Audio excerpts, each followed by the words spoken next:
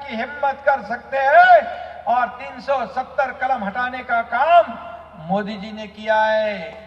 हमारे अमित भाई ने मोदी जी के नेतृत्व में किया। कोई लोग बोल रहे थे कश्मीर जलेगा, बम फूटेंगे, पत्थरबाजी होगी, हुआ क्या कुछ? ये मोदी जी की जो ताकत है,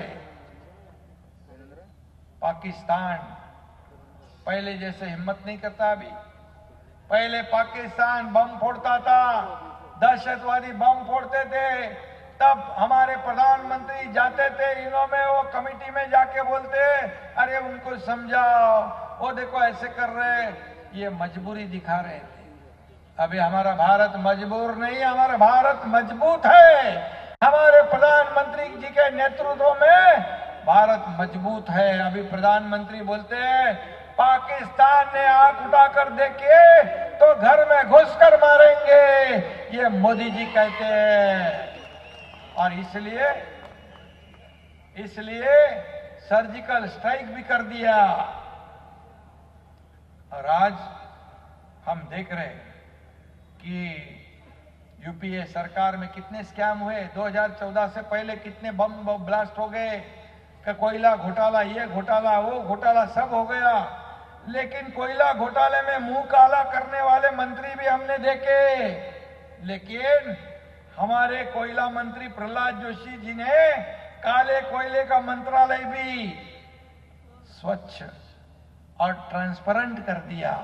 ये फर्क है, ये फर्क है काम में। और इसलिए मैं इतना ही कहूंगा कि कोल इंडिया में भी आपने प्रोडक्शन में 25% बढ़ा दिया, उससे देश को बड़ी ऊर्जा मिलती है, देश के माइनिंग सेक्टर को बढ़ावा मिला है, हमारे महाराष्ट्र को में भी उसका फायदा हुआ है। और इसलिए प्रहलाद जी, जनता के प्यार के वजह से, आपके प्यार के वजह से, आपके आशीर्वाद के वजह से लगातार उनको जीत हासिल हो रही है। और इसलिए 20 वर्षों से इस क्षेत्र में सफलतापूर्वक वो प्रतिनिधित्व कर रहे हैं, वो लीडरशिप कर रहे हैं। हुबली धारवाड़ की जनता फिर एक बार प्रहलाद जोशी को ही चुनेगी। ये क्या बोलते हैं उसमें, पत्थर की लकीर है। और म्हणून मी पुन्हा एकदा मनापासून आपल्याला धन्यवाद देतो। मोदीजी महासत्ता बनवायला निघालेले आहेत। मोदीजी पूर्ण जीवन मोदीजींनी या देशाला समर्पित केलेलं आहे। आज कोई देश बुडवायला निघाला है, कोई देश डुबाने को निकले है। और मोदी जी हमारे जब कहाँ गए थे पानी के अंदर, द्वारका में, पानी के नीचे जाने के बाद भी देश हित की प्रार्थना करते हैं, राष्ट्र हित की प्रार्थना करते हैं। कहा देश डुबाने वाले, कहा देश बेचने वाले, और कहा देशभक्त मोदी जी। ये फर्क है। और इसलिए सभी लोग इकट्ठा होते हैं मोदी जी को हराने के लिए। मोदी जी के द्वेष में उनको बदनाम करते हैं। उनको एक ही है कि मोदी जी को हराना है। क्या यह मुमकिन है? यह मुश्किल ही नहीं, नामुमकिन भी है। क्योंकि मोदी जी ने देश के लिए काम किया है, देश के लिए 20-20 घंटे काम करते हैं। करोड़ों राम भक्तों का सपना अयोध्या में राम मंदिर बनाना था, बनाया ना। तो ये चुनाव जो है, ये चुनाव सिर्फ प्रहलाद जोशी जी का नहीं है, ये सिर्फ धारवाड़ चुनाव क्षेत्र का नहीं है।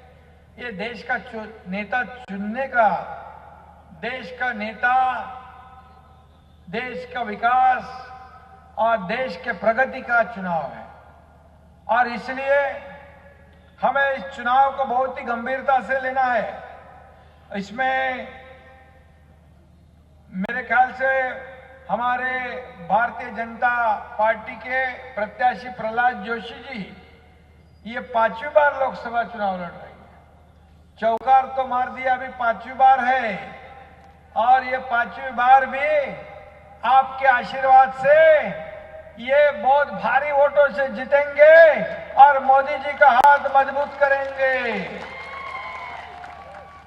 और इसलिए मैं आपसे गुजारिश करने आया हूं, आपसे विनती करने आया हूं कि जो प्रहलाद जोशी यह 4 बार चुनाव में जीते हैं और इसलिए 5वीं बार भी एक जो कर्मठ कार्यकर्ता है, बहुत ही विनयशील भारतीय जनता पार्टी का नेता है और सांसद होने के बाद वो मंत्री भी बने और लेकिन मंत्री बनने के बाद भी एक जमीन से जुड़ा हुआ नेता है। उनके दिमाग में कभी भी सत्ता की हवा नहीं गई। जैसे मैं भी एक छोटा कार्यकर्ता के रूप में काम कर रहा हूं, मुख्यमंत्री जरूर हूं लेकिन मैं कल भी कार्यकर्ता के रूप में काम कर रहा था, आज भी कार्यकर्ता के रूप में काम कर रहा हूं और कल भी कार्यकर्ता के रूप में काम करूंगा। और मैं प्रहलाद जोशी जी को भी बहुत ही सम्मान करता हूं उनका, क्योंकि वो भी बहुत ही विनयशील है और निश्चित रूप से आपने एक ऐसे, आप भी भाग्यवान हो, भाग्यशाली हो कि ऐसे सांसद को आपने चुन के भेजा है जो आदर्श सांसद है, आदर्श लोक प्रतिनिधि है। अब मोदी जी का हमेशा साथ देने वाला ये सांसद है।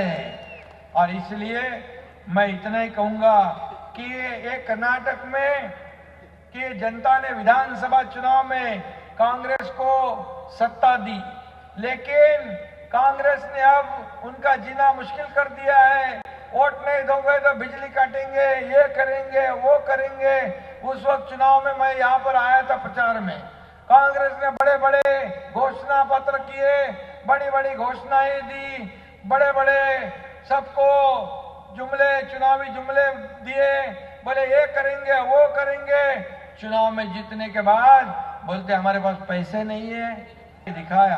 कुछ लोग टिंगल मजाक करते थे, मंदिर वही बनाएंगे, तारीख नहीं बताएंगे। मोदी जी ने मंदिर भी तारीख भी बता दी, मंदिर भी का उद्घाटन भी हो गया, सब कुछ हो गया। आज करोड़ों राम भक्त खुश है। हमारे हिंदू हृदय सम्राट बाला साहब ठाकरे जी का भी सपना था, 2 ही काम करो, बोले अयोध्या में राम मंदिर बनाओ और 370 कलम हटाओ। दोनों भी हो गए। और इसलिए मैं हमेशा मोदी जी को बहुत बहुत धन्यवाद देता हूं। और विरोधी कितने भी ढोल पिटे, लेकिन जीतेंगे तो मोदी ही, और जीतेंगे तो हमारे प्रहलाद जोशी जी। और इसलिए मैं आपको विनती करने आया हूं कि ये जो 7 तारीख है, समय कम है, हमारे पास विजन है, उनके पास सिर्फ वोटों की राजनीति है। देश के विकास का रोड मैप हमारे मोदी जी के पास है। उनके पास क्या है? देश की सड़कों पे घूमने के बाद भी लॉन्च न होने वाला युवराज है। मोदी जी ने तो इसरो के माध्यम से चांद्रयान का लॉन्चिंग कर दिया, लेकिन कांग्रेस इनकी लॉन्चिंग नहीं कर पाई। बार बार लॉन्च हो गया, अभी वो क्या हो गया है, क्या बोलते हैं उसको, कौन मुझे अभी कोई बता रहा था कि पप्पू फेल हो गया। कितने बार फेल हो गया और कितनी बार होगा। और इसलिए ये मैं इतना ही विनती करूंगा। और हमारे मराठी भाइयों को भी, मराठी आपले सगळे बांधव भगिनी आहेत, त्यांना पण विनंती करेन की ही लढाई जी आहे, ही लढाई मोदीजींची किंवा इंडिया अलायन्सची नाही आहे। ये इंडिया अलायन्स, ये सगळे एकत्र येतात, सब इकट्ठा होते हैं। क्यों? मोदी जी को हराने के लिए, उनके ऊपर आरोप लगाने के लिए। लेकिन 2014 में भी उनके ऊपर बड़े बड़े आरोप लगाए, लेकिन क्या हुआ? लोगों ने मोदी जी को साथ दिया और कांग्रेस को हटा दिया। कांग्रेस बोलती है गरीबी हटाओ, गरीबी हटी क्या? गरीब हट गया, लेकिन गरीबी नहीं हटी। मोदी जी ने गरीबी हटाई, 28 करोड़ लोगों को गरीबी से ऊपर निकाला।